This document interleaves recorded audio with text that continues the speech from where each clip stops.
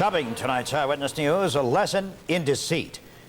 We all know some kids cheat to get through school, but what about a school that does the cheating at the expense of students and taxpayers? Tonight, Eyewitness News troubleshooter Lee Coppola explains in part one of his exclusive series. Graduation from a Buffalo business school. It's a time of joy, a time of fulfillment, a time of congratulations. There are 400 schools like this one in New York State. Many of them beckon high school dropouts and others with newspaper ads and television commercials. Classes start soon. Call 884-3982, the Sawyer School. Last year, these schools took in $250 million in tuition. Tuition that came mostly from the taxpayer in the form of outright grants or guaranteed student loans. The school conducting this graduation grossed $1.7 million last year. Is you have marketable skills. You can go out there and take those skills and get a good paying job. That's the whole reason that we are there. But is that the whole reason? We've been investigating this school for 2 months, and we found that making money, not education, seems the top priority. And it starts when the prospective student first arrives. Sources told us the Sawyer School admits just about anybody, no matter what he or she scores on the entrance exam. So we decided to give the test a try. Only our undercover producer had one benefit others don't have. We had obtained a copy of the exam from sources a few days before she took the test. The test had questions like this one. If an $80 coat is reduced 20%, it will then cost... The answer is B. But this is the answer our producer put down. She also made sure these answers were wrong. 15 of them in a 30-question test, or only 50%. More than enough to fail, don't you think? Think again. How do I know if I've passed the test or to even come in? Okay, I've looked at it. You've passed the test, I can see. You probably are in the high 70s. How could that be? We'll show you. This is the answer sheet as it appeared in her official school records. 2 wrong answers were not marked off, and 6 others were just plain changed to the correct answers. So we sent in another prospective student. She was given a different test, but we obtained that test from sources beforehand too. This time she got 62 of 85 questions wrong, or only 27% correct. Yet this is the way her answer sheet appeared in her official school records. Only 26 wrong instead of 62, or 69%. Passing, ironically enough, is equivalent to 68%. This is the Channel 7 employee who took the test. Is this the answer sheet you filled out? No, this was done by a left-handed person. I'm right-handed. I don't make my letters that way, and I don't make my numbers that way. Would it be a fraud to alter an answer sheet so a student would make it into the school? Sure. You'll be now making a false statement or altering a record so that a student who would not be eligible to participate in that program would be able to come to that school. The man who owns Sawyer School declined our request for an on-camera interview, but he did talk to us on the telephone, and we asked him about changing answers on entrance exams. God, that's flabbergasting what you just said. We follow guidelines set down by the state, and the suggestion that we would change test scores is, that's horrible. But that's not what he told his staff recently about what to do with entrance exams that don't make the grade. You have to change it to show that they passed. It's that simple. Tell us we're all in this together. Listen, this is, it's our survival. It means good money for you. It means good pay for you. It means the school survives. Don't place yourself in a situation, or me, or the school in a situation where someone could easily spot it. If you're going to change it, just change it so that no one's going to see. Even if they were suspicious, they can't prove it. There already have been repercussions from our inquiries to state official about Sawyer's school. Today, state investigators went to the school to start a 2-prong investigation. We're going to look at the entire operations of the school with respect to all of the regulations that they are responsible for upholding. We're interested in the aspect of students who may have been improperly admitted to the school, have since dropped out, and now have a student loan that they have to pay off. Lee, that is a real shocker. How are you going to follow it up tomorrow? Well, Irv, this was only the first subject in our lesson of deceit. Tomorrow we're going to show how the school apparently doctors attendance records so it can get as much as it can in tuition from the students. Okay. Thank you very much, Lee. Topping tonight's Eyewitness News, Chapter 2 of The School That Cheats. Last night, we showed you exclusively how a Buffalo business school doctors entrance exams of students. Tonight, in part 2 of Lesson in Deceit, Eyewitness News troubleshooter Lee Coppola uncovers some questionable financial practices that rip off students and taxpayers. Yesterday, we took you undercover to the Sawyer School of Buffalo and exposed how our entrance exams were changed so that even though we tried to fail, we couldn't. Sources tell us that many of the students Sawyer enrolls have little chance academically of earning a Sawyer certificate. Roughly 7 out of every 10 Sawyer students drop out, and roughly 6 out of 10 do not pay back their student loans, meaning the taxpayer eventually foots the bill. But having students drop out or not pay their loans doesn't mean Sawyer loses out. Students receive taxpayer grants and the taxpayer guaranteed loans to pay their tuitions. And how much Sawyer gets is determined by how long the student stays on the school's rolls. So they would alter the last dates of attendance in order to receive more money, the financial aid money, and also to be able to use a portion of the student loan, if not all of it. Daryl Butler was enrolled at Sawyer for 4 months before he was dropped for not attending classes. He was told he got high grades on Sawyer's entrance exam. I went to take the modern office assistant, and she told me since I got a good score on it, I could go for executive secretary. Butler was charged $1,793 for his time at Sawyer, or 45% of the full tuition. But his records indicate he should have only been charged $704, or 20% of the tuition. That's because when it came time to bill him, Sawyer canceled the leave of absence the school had already granted him. State law forbids charging tuition for leaves of absence, and canceling Butler's more than doubled the tuition the school received from taxpayer grants and Butler's taxpayer guaranteed student loan. Hopefully I can get a job, pretty soon and start paying them back. We examined other Sawyer records where leaves of absence apparently were taken back and tuition was increased, and state officials say that's wrong. Okay, if a school goes ahead and alters records in the school, those records were used to obtain financial aid. If they did that, that's considered filing a false instrument with the government. That's a fraud. Well, Patricia Jones's records were not changed, but she was allowed to stay on the rolls even though she seldom attended class, and even though state law requires that students be dropped if they miss more than 20% of the classes offered and don't keep up academically. Jones paid a full $3,190 tuition because she was not dropped. She attended only 48 days of a 120-day course, and that figures out to $66 a day. Yet she never graduated. We talked to several former teachers at Sawyer, and they told us there was constant pressure to keep students academically eligible, no matter their classroom performance. This former teacher says grades were even changed. From an F, it came out to be a B. I never could understand why. So you really wanted to give an F because they wound up with a C and they wound up with a B. Mm-hmm. So somebody changed the grade. Someone changed the grades. Who I don't know. Patricia Jones intends to pay back the $2,300 student loan she's now saddled with, but she says other students probably won't, that they went to Sawyer only for the $300 or $400 they got back from the loans once tuition was deducted. They very rarely came to school, and it was just more of the money situation. That's all they would go for, is to get the refund and then eventually quit school. We've been swamped with telephone calls about Sawyer School since our series started yesterday. If you think you were defrauded in dealings with the school, the State Attorney General's office wants to hear from you. You can reach the office at 847-7184. That number again is 847-7184. Irv, tomorrow we'll continue Lesson in Deceit with a look at some other questionable practices by the Sawyer School. Okay, thank you very much, Lee. Topping tonight's Eyewitness News, troubleshooter Lee Coppola's exclusive investigative series of the Sawyer Business School keeps turning up shockers. Here's tonight's eye-opener.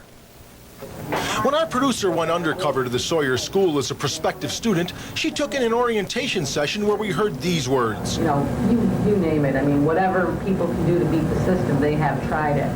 Those words became especially meaningful during our 2-month investigation of Sawyer. The school seems intent on finding new ways to beat the system, like when the agency that accredits the school came to town for an inspection last June. Sawyer needs accreditation to stay in business, but in the accrediting agency's inspection, the school was faulted for not protecting from fire the student and staff files kept in this room. This letter to the accrediting agency followed, and it said Sawyer had ordered a sprinkler system that will provide excellent protection for student and staff files. The man who wrote the letter tells us he gave Sawyer a $1,200 estimate for the job, but the school never went through with it. He said he needed the letter to satisfy the accreditation commission that they were looking to have this installed and he needed it for accreditation. But Sawyer does have sprinklers in the room now, or do they? Why no water? Let's look above the ceiling to see. What are the two sprinkler heads connected to? Or should we say taped to? They're taped only to each other and not connected to any water. Andrew Moorhead, the owner of Sawyer, refused to be interviewed on camera, but sources tell us he ordered a school employee to put in the phony sprinklers to appease the accrediting agency. Russell Wansert is the employee who installed the sprinklers, and we followed him one day as he accomplished another questionable task for his boss. Wansert and another employee are going to the homes of Sawyer students who no longer attend classes. The students' loan checks have arrived at Sawyer, but the school can't cash them unless the student endorses them. Yeah, see, people that are on the drop rolls, I take around all the checks, and I have to give them to sign their check, and then they get a $25 bonus for signing their check. This is pen. Oh, what would you think of a school that went to a student's house and offered them a bonus to sign their student loan check?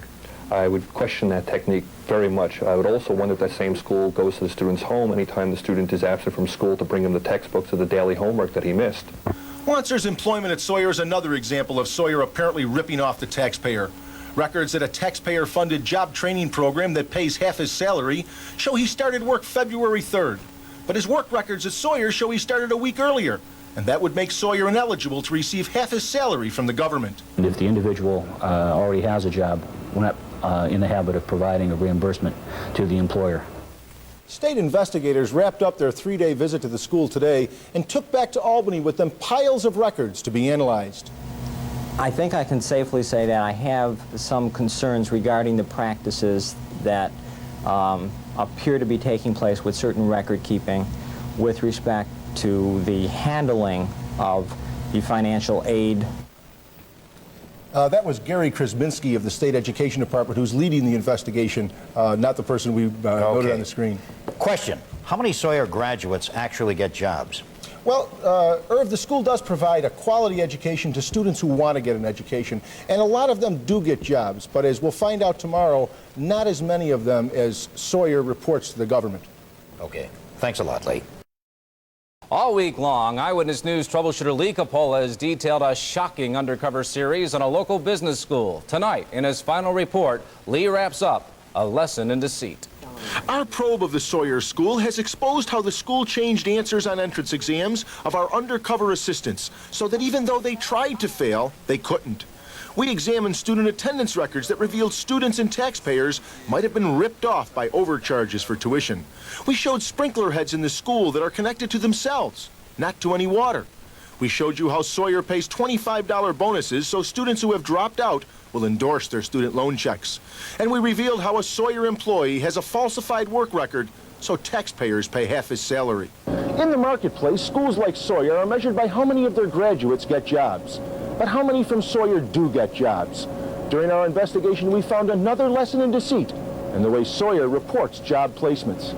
When our assistants went undercover to Sawyer, the prospect of eventually getting a job was a big selling point. Okay, we're a private school, and we offer a lot of individual attention. I think that's why we're so successful. Our placement rate is 87%. Don't tell that to this woman. She could be called a model Sawyer graduate. Outstanding attendance and straight A's in academics. But that was a year ago, and still Sawyer hasn't been able to find her a job. Each time she went for an interview, the job already was filled.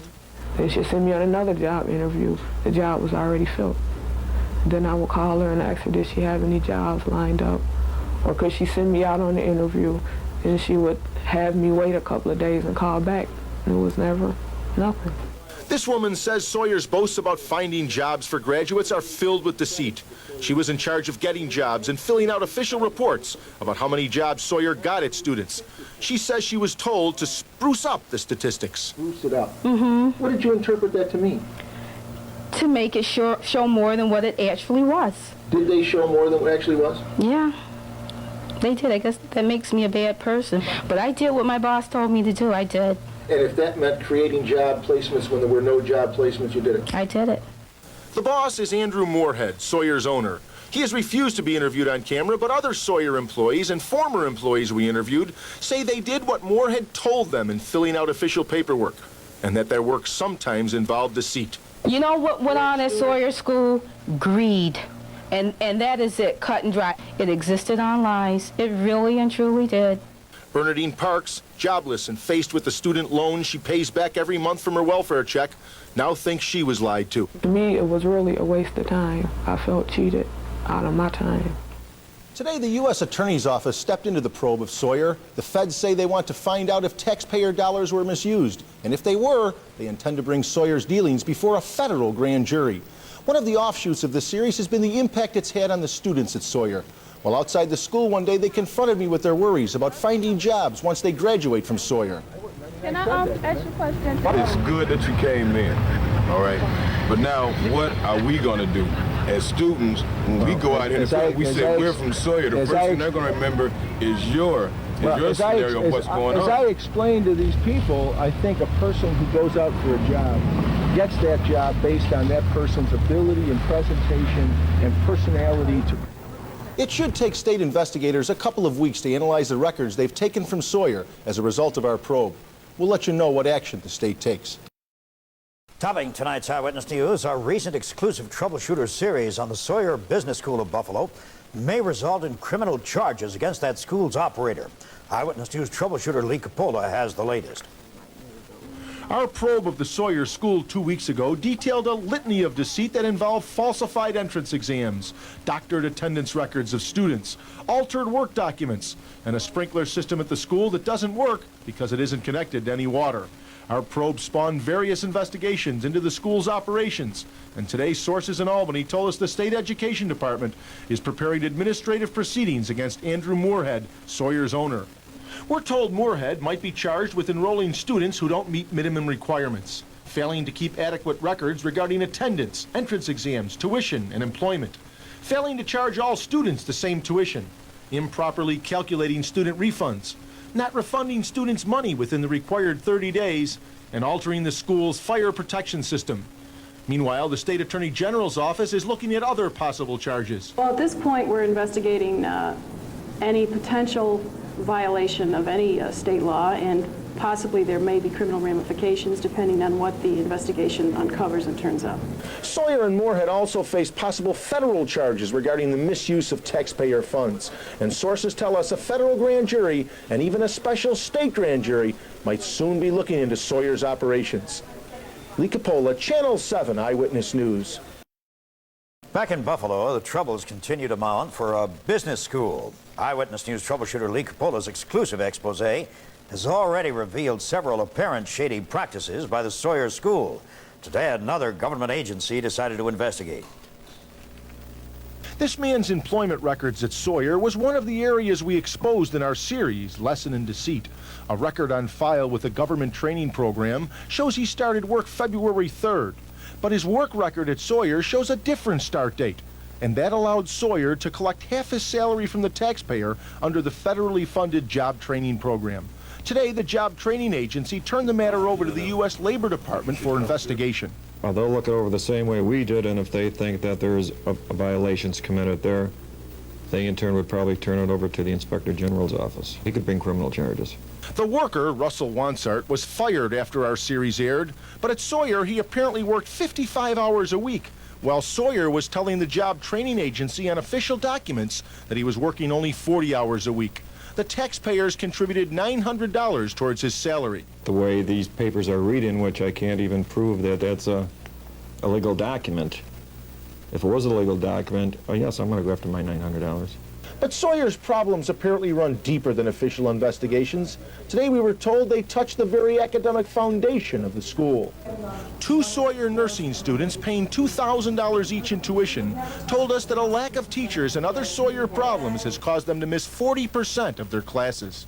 We've missed so much instruction, and no one up front seems to care. It's like, take it easy, we'll fix it, or we could sit in the class ourselves if we want to when there's no teacher. I'm not learning what I should be learning, and I don't feel that I'm responsible for this loan if I'm not getting what I'm paying for. Lee Coppola, Channel 7 Eyewitness News.